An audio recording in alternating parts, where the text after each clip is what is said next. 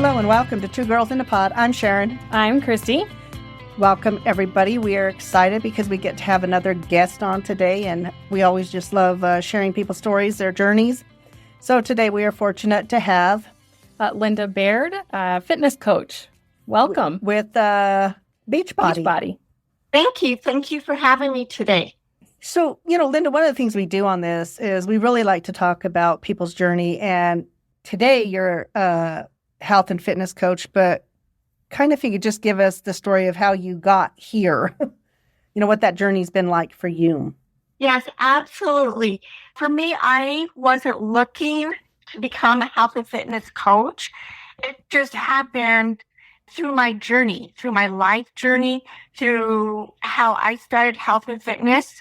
So backing up 8 years ago, I was in a point in my life to where my two kids were grown.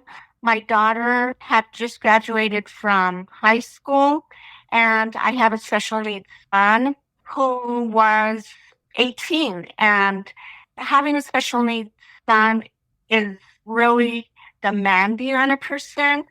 You lose yourself because you're always constantly wanting to care for them and be there and just support them in any way that they can. But you kind of lose yourself and the things you love to do in health and fitness. And I was at that point where I had lost myself. I had gained some weight. I was tired. I was just, feeling not myself and not being comfortable in my own skin. And then with my daughter leaving for college, I remember, because I'm a twin, and I remember when we graduated and left, there was two of us. And my mom struggled with it really bad. And so I was fearful of what was going to happen to me when my daughter left. I was like, am I going to go through all the stuff my mom went through? So there was that fear of what's going to happen. My life is changing dramatically. Right. My kids don't see me as much as they used to.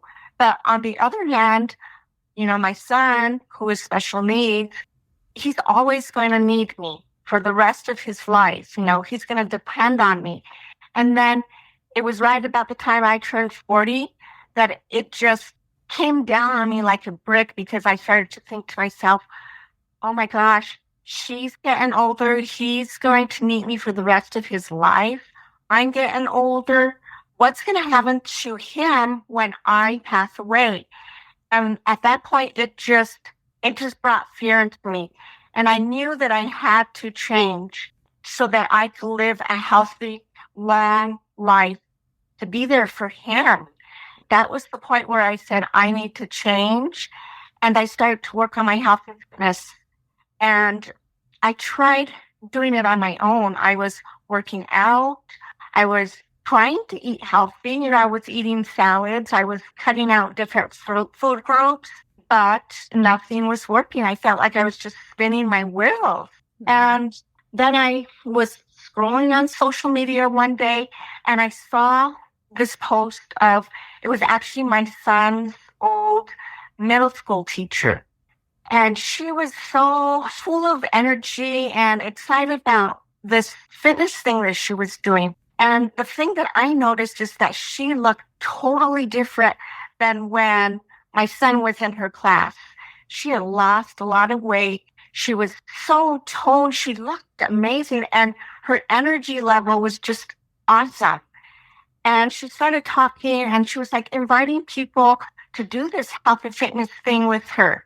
And I just, at that point, I was like, I got to do what she's doing, because I saw the transformation. It was not like she was lying, or like sometimes you see these people and you don't know if they ever had a transformation. Mm-hmm. They'll see the transformation in her. So I knew whatever she was doing, I had to do. Okay. So I messaged her and asked her what she was doing, and she told me that she was doing these at-home fitness programs from Beachbody, and how she had the opportunity to become a coach, and that's what she was doing now, is helping others get started.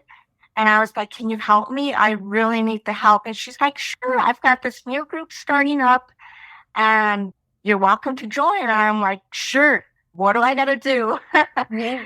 Gave me the link to purchase the program, and I ordered right away back then. And she got me started right away. And it was a 21-day program where I did the workouts in the privacy of my own home. I followed a nutrition plan. And the best part of it is that I was involved in a community. She put me into this Facebook group where she had other people doing the same program who were starting just like I was starting. So we were all in there together, supporting each other and motivating each other and just being there for each other. And that was like a game changer, because you can start a health and fitness journey on your own, but when things get tough and you don't know where to turn, what do? You stop. And there's nobody there to push you and to inspire you to keep going. You just stop and you feel icky about yourself, and you don't want to do it anymore. And then you get into that cycle of that. But in this case, I had the support I needed. And that was just amazing. And within the 21 days, I had lost all the weight I needed to lose, 18 pounds and 21 inches. But what was more amazing was the confidence that I had gained. Mhm.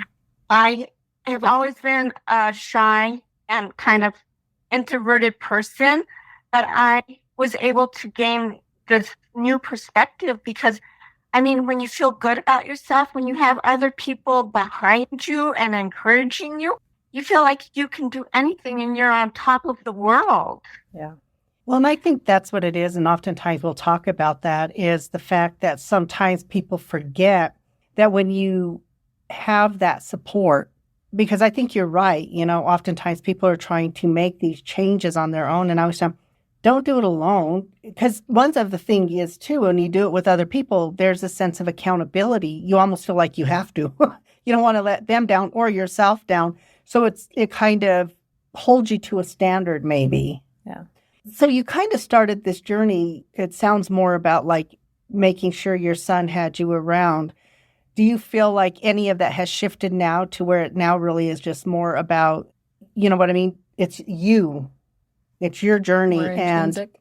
Well, yeah, I think a lot has shifted from the beginning because, in the beginning, I was fearful. I just wanted to make sure that I was going to be around a long time, but I also wanted to feel good in my own skin, the weight, and feel good. But I gained stuff that I never even thought was going to happen. And that's what people don't realize is living a healthy lifestyle is not about doing these diets and just losing the weight and being done. Living a healthy lifestyle, you gain so much more. And with dieting, it's just the opposite. That it breaks you down because it gives you false hope, Mhm. You can can lose the weight, but once you stop this diet, you are back at square one and even gain more weight. Mhm. But when you live a healthy lifestyle, you learn Mhm. what you need to do to be healthy. And it's not just about working out and eating healthy. You learn how to do personal development. You learn how to step outside your comfort zone. So much goes into it.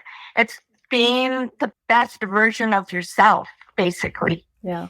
Absolutely. And I think the thing is that oftentimes, because we often will talk about that people who do these diets, I always tell people, if you're doing that, there's a beginning, a middle, and an end. And then when it ends, it's like, you kind of have this sense of, okay, I'm done. And I tell people it's really hard because our brain wants to revert back to what it knows. But when you start doing the lifestyle change, and it is your lifestyle, and you do it every day and you don't think about it, you don't sit there. I mean, there are certain things we do in our dailies that we don't have to sit there and say, oh, this is what we're going to do. No, because of those lifestyle changes, it becomes so ingrained in you. You almost feel bad when you don't do it, or if some circumstance, because it's always when we travel.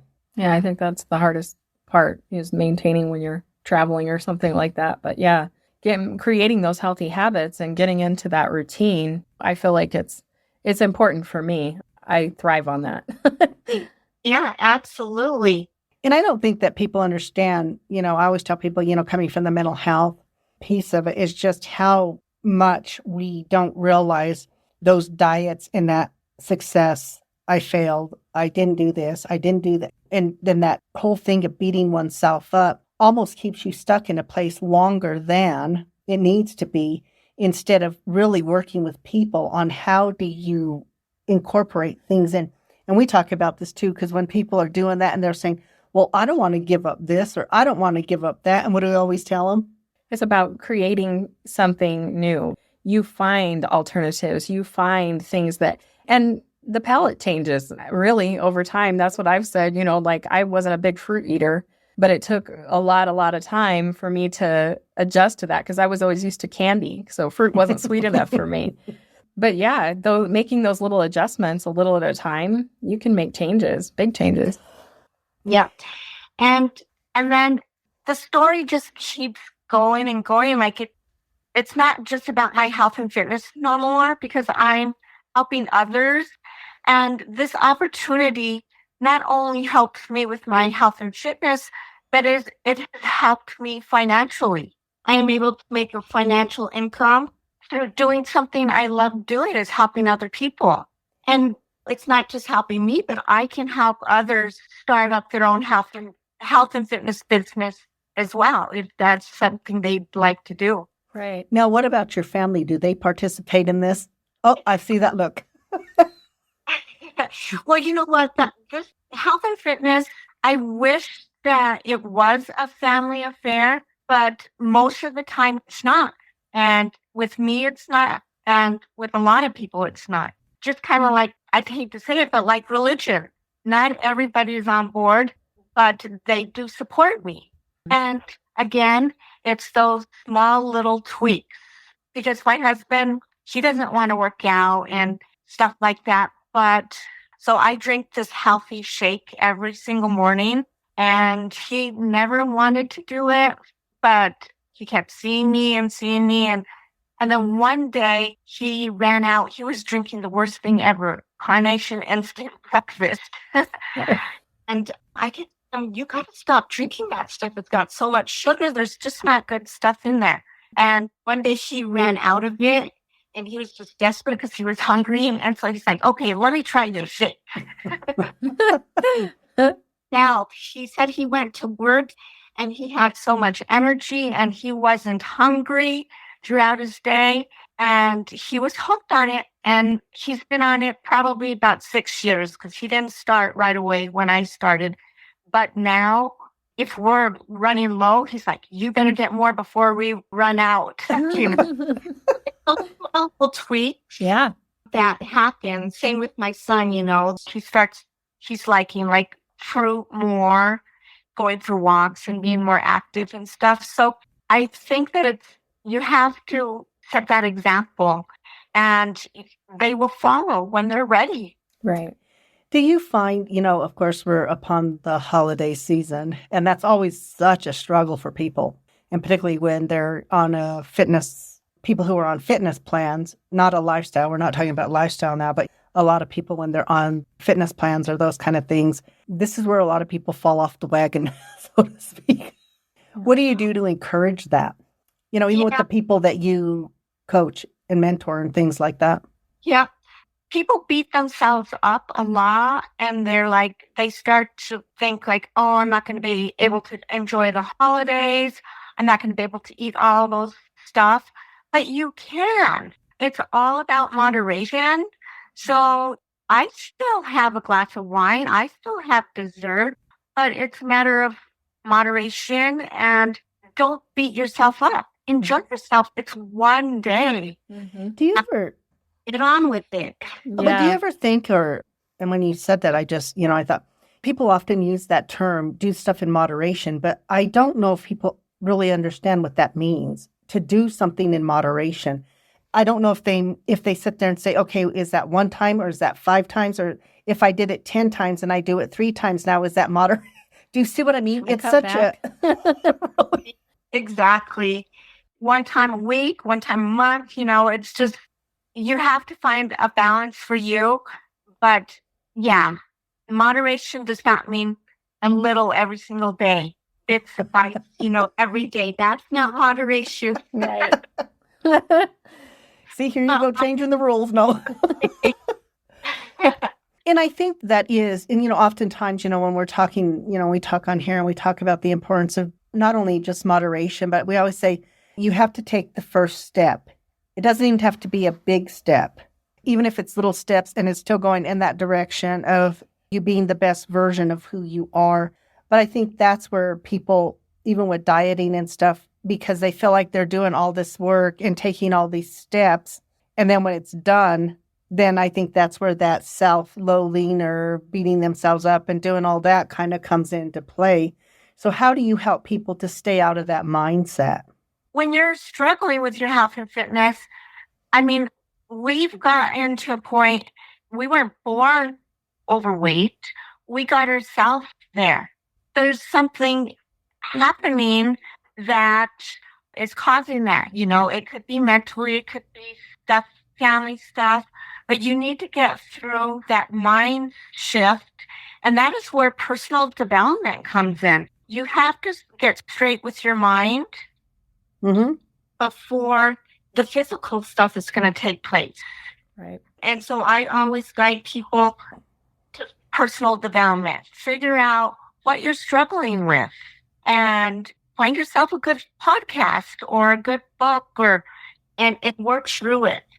That's what's crazy to me now, because there are so many resources at our fingertips and I think maybe it's because there's so much, it's so hard, I think, for people to narrow that down to what will work for me. And I don't think that people understand. And, when you said that about we get ourselves into those positions, but I often think, when I am talking with people, and especially when it's around weight and that, well, I don't know what happened. I don't know how I got here. I'll say, well, okay, let's take a journey. But oftentimes there is this piece, people eat to feel better. People eat out of boredom. People eat what they learned to eat and didn't know that it was unhealthy. So I think there's so many things that play into why people are not as healthy as they can possibly be. And I think, too, convenience has a lot to do with it. Yeah. A lot of people, they're looking for something that they can throw together fast or whatever, and they think if they have to actually plan out meals and all that, it's too much. Right. Absolutely. What I love with my program is we teach people how to portion control. We absolutely teach them what their body needs food is fuel for our bodies. And it's not anything else. It's not to be used for pleasure. It's not to be used for rewarding ourselves for when we do something good. We can reward ourselves with other stuff. We can go have a girls' night out, go to the movies, or take a hike or something like that. But in our society, people are going out to eat and drinking and all this stuff, and that's not helping them. Yeah, absolutely. And I think, though, it's so hard because oftentimes, people say, well, that's just the way we've always done it. Okay, and how old are the people dying, and, how... Let's look at the track record. And I do think it's a difficult thing. And I think that I think the other thing that people do now is the reason that there's more of a struggle with portion control is because most people are eating in front of what? Gaming systems, electronics of some sort. So there's no it's not mindful eating. Right. And was that difficult for you to make that transition from what you knew for so long? And like you said, you were doing this stuff and thought you were doing it effectively. Right. You know what? I was at a point, too, where I was going to do whatever it took. I was ready. My mind was ready. And sometimes that's what you need to just dive in. I had everything I needed. The guesswork was taken out for me. So when I learned what I had to eat, and I just did it, and I was still eating all the different food groups, but in a certain way it wasn't as hard as people think it is. People think that eating healthy is not going to be good. It's not going to taste yummy, but it does. Oh, And, absolutely. and your palate changes. I remember when I first started, I had to switch from yogurt. Okay, I ate yogurt all the time, but people don't know that the yogurt that's got fruit in it and all that stuff, that's not good for you. It's not sugar, So Right. I learned how to eat plain Greek yogurt and put my fruit in it and all this stuff. And it was a little bitter at first. It was kind of tangy, and it took about a week, I'd say, to get used to it. But now it's delicious. It's just the right sweetness. Absolutely. Yeah. I think the other thing that people get afraid of is that if I do these things, I'm not going to get to eat enough. Somebody's going to restrict me. You're taking my food away. Yeah. Absolutely. And that's another myth that people need to break through and that's another thing that's keeping them from reaching their goals. Right. You can't live on a 200 or 12,000 calorie diet. That's just not doable for anyone. And you actually have to eat more than what people think. So people go around and they think they're going to get healthy, and they're like, oh, I'm not eating, or, and they're harming themselves even more. Right. And that's the thing. There's such a balance in that. And I think that, oftentimes people don't understand that when they give up stuff, the stuff they usually give up is their proteins, because they go to, I'm going to have salad and a shake. Salad and shake. That's it. Not understanding that our proteins are kind of builders. And so, but in their head, that mentality, though, is, well, that's what's putting weight on me. And it's like, no, it's the sugar you're eating and the soda you're drinking. And soda is such a big thing for people to quit. Oh, my Lord. But once you quit it, and we don't do soda. So even trying to drink, you just can't do it after you've given it up. Oh, no. Right. Yeah. And, it is those small changes. Soda's a big one. If they only gave up soda, they would get a portion of the results are going to come from that alone, and they would be so amazed. Right. And then they'd start to feel healthier. Your cousin. Feel like that. You just want to keep going. Yeah. Her cousin, when he came out to live with us, we told him, we don't have soda in the house. And then pretty soon, he was there, and then he didn't eat salad. He just thought that was yuck. We were eating stuff out of the backyard is what he thought. He's like, that looks like twigs and stuff. I don't want that. And so I was making a salad one day, and he's saying that. I said, look, dude, either you want a salad or you don't. I said, I'm making it. You don't have to do anything. You just have to eat it. Okay, I'll try it. He freaking loved it. Yeah. He had never had a salad with all the goods that, I guess he just had lettuce. I don't know what that's about. But okay. Why didn't he eat lettuce? He's from the South, and they had a lot of Southern fried stuff. But he started eating salads. But the big thing he did was he gave up soda. And that was a huge thing for him. He lost a lot of weight just on giving up the soda. Yeah. And people don't understand it. It's like, oh, I just do one a day. But one soda a day is a lot. Oh, yeah. Yeah. When my kids were little, I would always tell them that soda was poison in a bottle. So even after they grew up, they wouldn't touch it. Oh, wow. Well, that's the way to do it. Good. That's really good. Oh, my goodness. A friend of ours asked us one day to do the 21-day thing. It was a part of... Just the meal part. The meal part with... and we're there like, I don't want to do this. And she goes, come on, do it with us. So I go to her and say, okay, we're doing the 21-day thing. Yeah. And I told her, I said, I can't eat all this food. Yeah. You do it in the little container, It was inspired, I guess, through Beachbody, but they had all those colored containers and stuff, and it told you about how to do portions and what things you should include. And most of the time, we were like, we can't even finish all of this. It was so much. Yeah, it's a lot of food. You spread it throughout your day. Yeah. And that's what I tell people is, because when people were getting started, they wouldn't be eating so much for breakfast and lunch. And then came dinner time, they're like, I still have all this food to eat. Well, I cannot do it. And I was like, no, you have to spread it throughout your day right away when you get up. You got to have those snacks and good sized lunch and breakfast and dinner. And then they were starting to figure out, oh, okay, this was doable. And then you start to get that energy that you need in the morning to get you through your lunchtime. And then it just makes your day so much smoother when you fuel your body right. Well, I think it's interesting how many people I'll talk to and I'll say, well, what's and it's a Monster drink. Then I have one about 3 o'clock. And they're like, because you're not giving you're not giving the right fuel for your body. That's something it's used, it's quickly, and then you crash and burn kind of sort of thing with it. Yeah. And they're like, just take a minute, have some breakfast, throw in some proteins, anything like that. Yeah. That's why they say breakfast is the best meal of the day, because it gets you going. Yeah. I worked in the schools in the Valley for a long time with mental health. And, we would notice that, those kids that, we would tell them on test days and stuff like that, or when you're prepping, eat that breakfast, have your proteins and stuff, because that's kind of going to help you with your test and stuff. Sometimes they would look at me like, Miss, what you talking about? And I said, okay, just do it once. And they're like, hey, I got a better grade.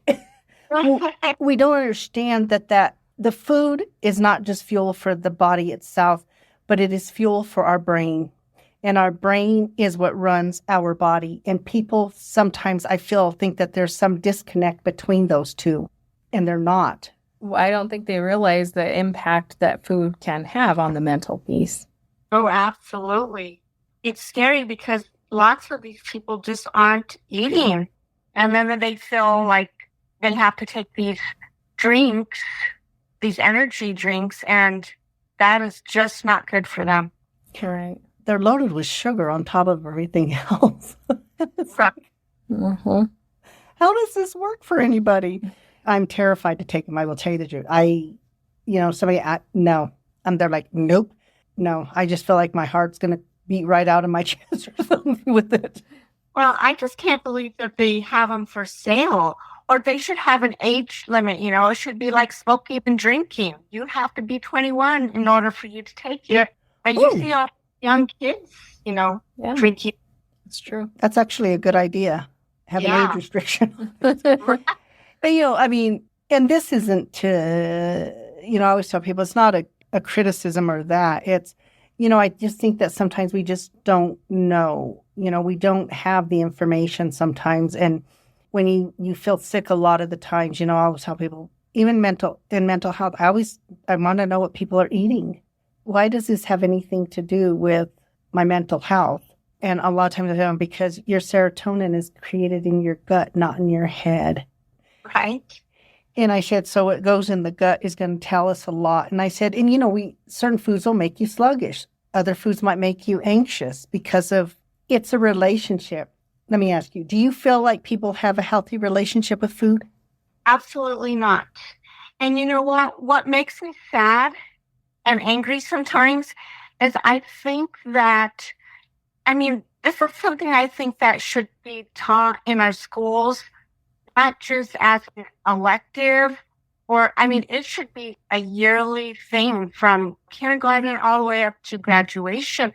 But people aren't getting educated on proper nutrition or, health and fitness, none of that stuff. We go out into the world and we have no idea what we should be doing. And also, people they're embarrassed. I see this a lot when people start their health and fitness journey. They're embarrassed to tell people that they're on this journey. They keep it to themselves. They don't want anyone to know about it. They want it to be private. They're just embarrassed. And I think they feel like if they don't succeed, what are other people going to think about them? Mm-hmm. Or they feel like if people think I'm on a health and fitness journey, they're probably thinking that I'm obese and all this stuff. But it's not about being overweight. It's about feeling good about yourself. Mm-hmm. fitness and eating properly is for everyone, every age.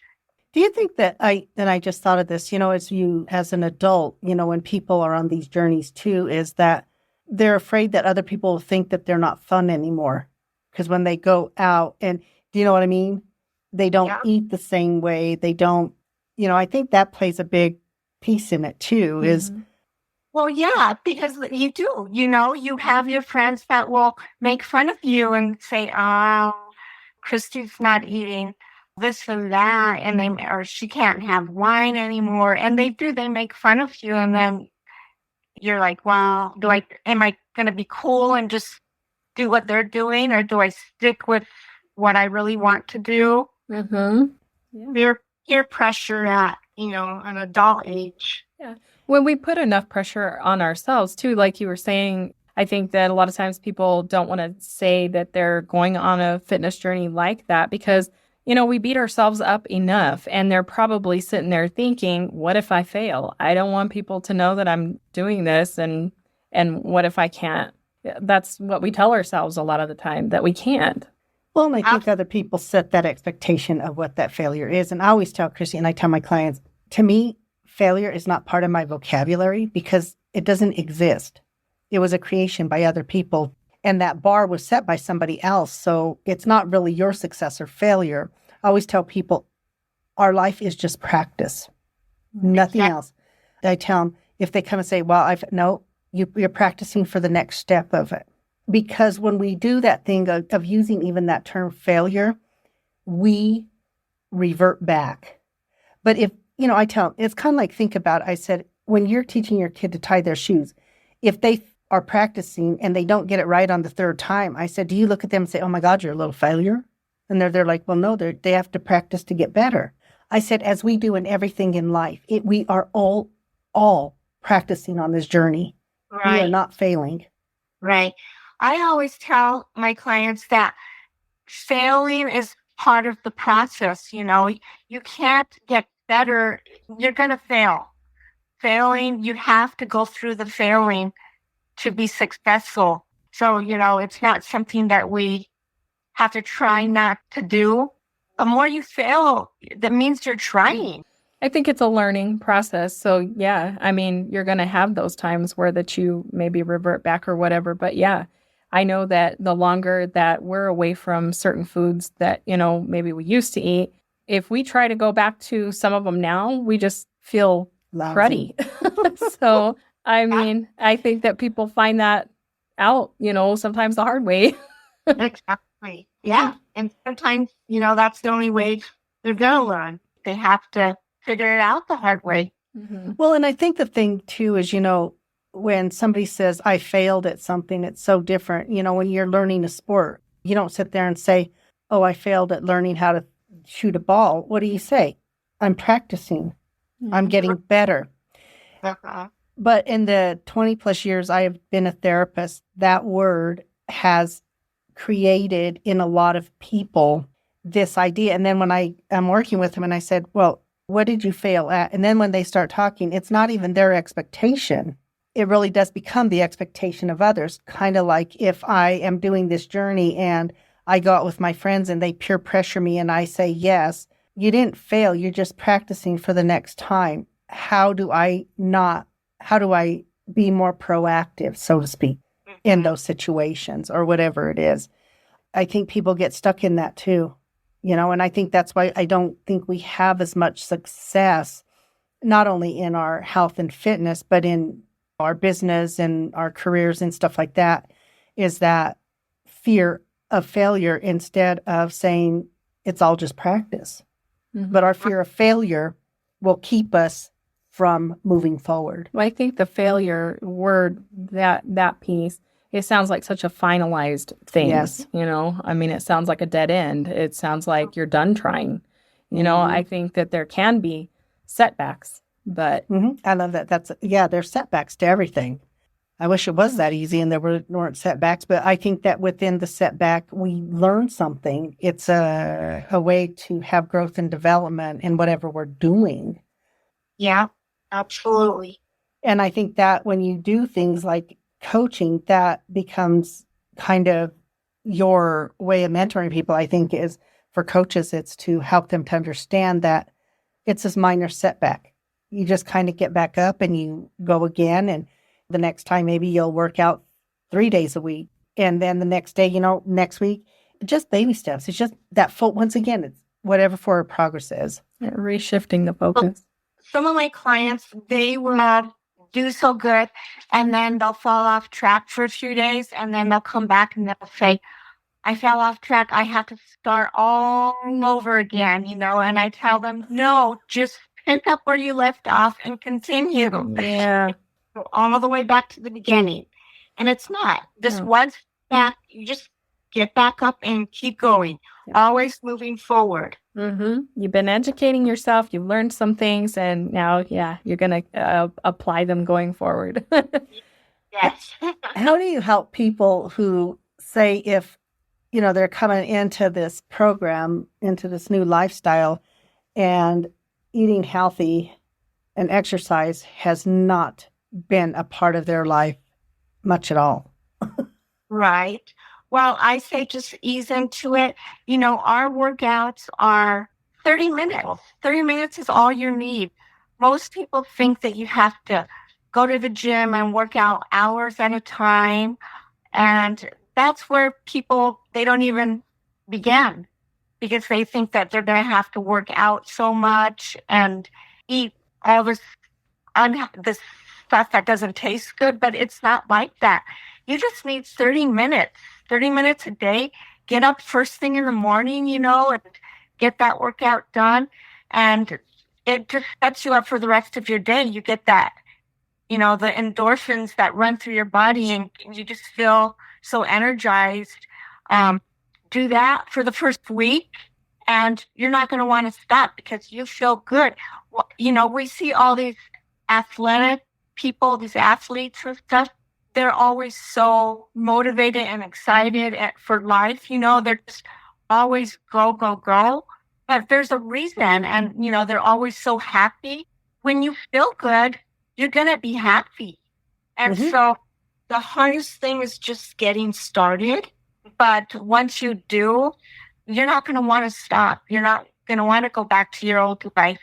And I think Christy said something about when we're eating healthy and then we go back and eat that crappy food that we were once eating, and it gives you a tummy ache. It just makes you feel sluggish, and you realize, that was doing it to me, and I don't ever want to do that again. Mm-hmm. You do. Sometimes you have to learn the hard way. Right. Well, I think it's trial and error. You know what I mean? And it's one of those things of, and even it is, and I'll tell people, you have to practice it. Well, and there's a lot of deception because, like you were saying, even about the yogurts and stuff like that. I mean, think about it. They're marketing things to people to make it sound like it's so healthy and all this stuff like that. But when you really educate yourself about what your body is actually needing for fuel and that, you're realizing that what they're marketing to you is not the thing that's going to help you be healthier. I mean, you start reading labels and stuff like that, and you're like, oh my God, I had no idea. Absolutely. Granola bars, and these health bars. Yeah. Read the ingredients, Mm-hmm. Make your own. I tell people, make your own stuff. I have never really been a good cook, but I have learned on my health and fitness journey to make my own stuff. I learned how to make my own granola bars, and it's just so much better for you. Yeah. It really is. And I think the other thing is what people often say is it's too expensive to be healthy and to eat healthy. How often do you hear that? Yeah. Oh my goodness. That a lot. All the time. I can tell you from my experience that I have saved so much money. Sure, maybe the fruits and the vegetables may cost a little bit more, but I'm not buying the soda and all the processed foods. I'm not going out to McDonald's. I'm not going out to Starbucks.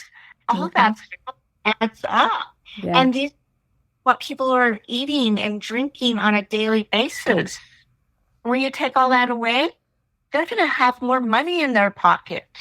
Well, I even say that there's a lot of people that are struggling and don't even realize, that have like a lot of doctors and medical stuff. You're going to save right there too, because if you start eating right, it can take care of a lot of that stuff too.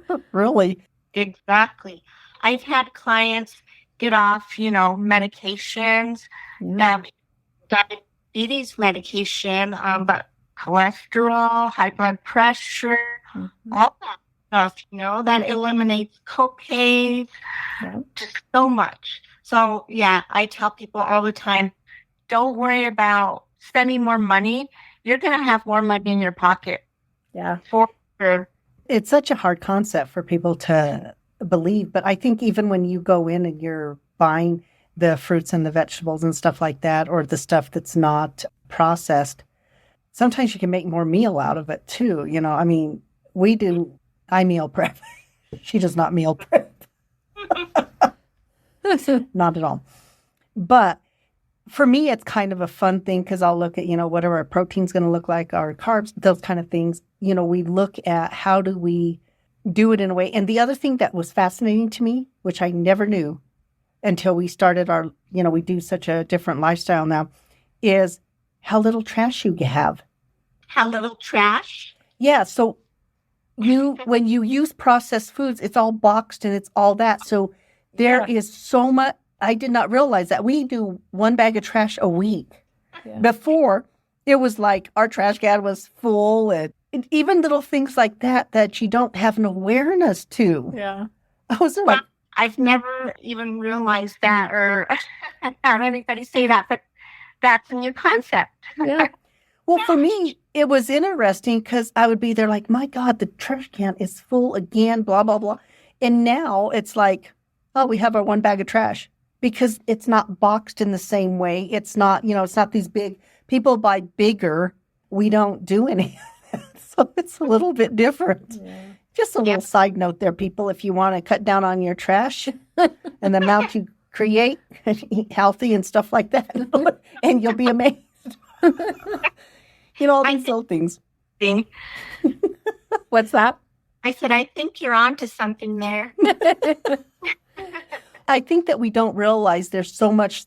It's like that domino effect.